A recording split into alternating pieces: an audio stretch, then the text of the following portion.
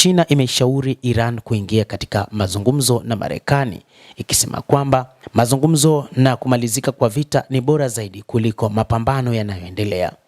Mwanadiplomasia mkuu wa China amemtaka mwenzake wa Iran kwa njia ya simu kwamba kuzungumza siku zote ni bora kuliko mapigano, baada ya Tehran kukanusha madai ya Trump kwamba mazungumzo yanaendelea. Vita kati ya Marekani na Israel na Iran vimeenea katika eneo lote la Mashariki ya Kati na imesababisha tatizo la nishati katika mlango bahari wa Hormuz, njia ya takribani theluthi moja ya usafirishaji wa mafuta ghafi duniani.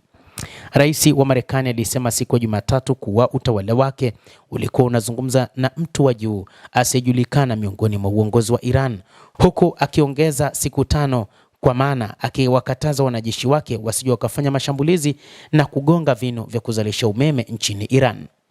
Hata hivyo, spika wa bunge la Tehran Mohammad Bagher Ghalibaf alisisitiza hakuna mazungumzo yanayoendelea, akimshutumu Trump kwa kutaka kuchezea soko la fedha na mafuta. Hata hivyo, inadaiwa kwamba Mohammad Bagher Ghalibaf ambaye amefanya mazungumzo na uongozi wa Marekani. Beijing inasalia kuwa mshirika mkuu wa Iran, lakini imesema haiendi sambamba na mashambulizi ya Tehran dhidi ya mataifa ya Ghuba yaliyokuwa na kambi za Marekani, na imehimiza kusitishwa kwa mapigano. Kwa mujibu wa Wizara ya Mambo ya Nje ya China, Wang Yi alimwambia Abbas Araghchi siku ya Jumanne kuwa anatumai pande zote zinaweza kutumia kila fursa na dirisha kwa ajili ya amani na kuanza mchakato wa mazungumzo ya amani haraka iwezekanavyo.